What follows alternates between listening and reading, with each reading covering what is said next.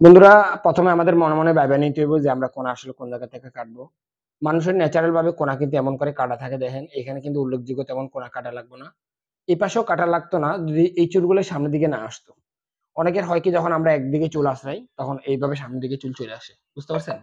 তখন আমাদের কোণা কাটতে হয় যদি আগে থেকে কাটা থাকে। আর এই চুল আপনি যতই হেয়ার ড্রায়ার মারেন এই চুল কিন্তু উপরের দিকে যাইবো না, যাইবো? তখন আমরা ইচ্ছাকৃতভাবে এই চুলটা নিচের দিকে নামাইয়া কোণা কাটে দিই। তাহলে কোণার সেন্টার পয়েন্ট কোন জায়গায়? এই পাশে কিন্তু অলরেডি কোণা হয়ে রইছে, দেখেন এই যে কোণা, এ পাশে কিন্তু হয়ে রইছে। এই যে এমন হয় কোণা, বুঝতে পারছেন? কোণা কোন সময় এটা কিন্তু এমন সমান দেওয়া যাবে না, এই যে এমন নিচের দিকে দেওয়া যাবে না। আপনারা দেখি কি মাঝে মধ্যে আকাম করে দেন, এই যে নিচের দিকে দেন কোণা এমন করে। বুঝতে পারছেন? কোণা সবসময় সামনের দিকে আসবে এইভাবে। মানে এই কোণাটা যেখানেই থাক, এটা যেন একটু সামনে আসে। বুঝতে পারছেন?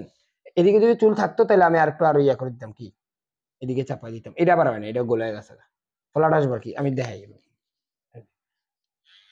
মেশিন একবার বসাবেন, এই মেশিন দিয়ে ছোট মেশিন দিয়ে কিন্তু কোণা কাটতে পারবেন, কিন্তু বড় সাইজের মেশিন দিয়ে কিন্তু কোণা কাটতে পারবেন। এই যে এক সাইড হলো আর কই দুটোটা এক সমান হইতে হবে কোণা, এমন কোনো কথা নাই। কারণ সবার কোনো একভাবে থাকে না, কপালের সাইড গুলা একরকম থাকে না। এবার এই অংশ দেখা যাক। এবার এখান থেকে এই যে এখানে কদ্দুর ফাঁকা, আপনি তো বুঝতেই পারছেন যে ফাঁকা কদ্দুর। ধরেন এখান থেকে 2 আঙ্গুল ফাঁকাতে এই কোণার মাথায় আসলো, দেখেন।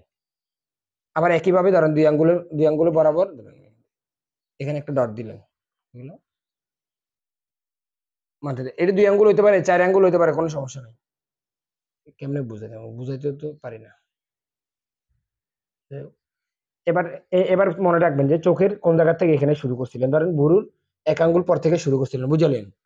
এখানে ভুরুর 1 আঙ্গুল পর থেকে শুরু করছেন, তাহলে কোনটা আসে এখানে।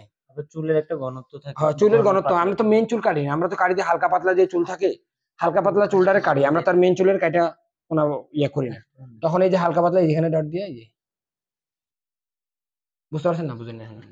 মানে এক কথা কি, হালকা পাতলা চুলটাই তো কাটে আমরা, তো এমন না যে সব চুল কাটিয়ে ফেলতেছি, ব্যাপারটা তেমন না। এটা যেন এমন সমান না হয় আর কি, এমন ধরো না, এমন হলে কি কোনো হইব আপনি কোন এল হয়ে যাবো। এমনি দিলেন, তারপরে এমনি খাড়া করে নিমেষের মহিলা হ্যাঁ হ্যাঁ হ্যাঁ হ্যাঁ। খাড়া করে না বয়ে এদিক থেকে এমনি টান দিতাম, তাহলে হইতো না?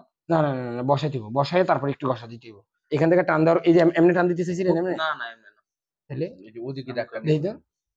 এমনি এমনি।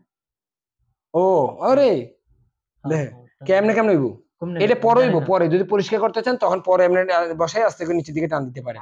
আপনি প্রথমে এমন কোপাকুপি করবেনই না, এই যে এমন করেন আপনারা সবাই এমন এমন করেন না, এগুলো করবেনই না। এক চামচে বসাই দেব, তারপর বসাতে দেব, হ্যাঁ ফ্রেশ করার এটা দাকোয়ার পর তারপর আপনি নিচ থেকে যাই আবার ওখানে যাই ঠেকবেন।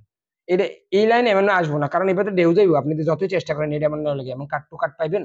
এই মেশিন পুরোটা একসাথে একটা কাটবো, আর এই পাশ থেকে ঘষে ঘষে এমন এমন এমন হইতে পারে। কথা বুঝতে পারছেন না? বুঝেন নাই? শেষ।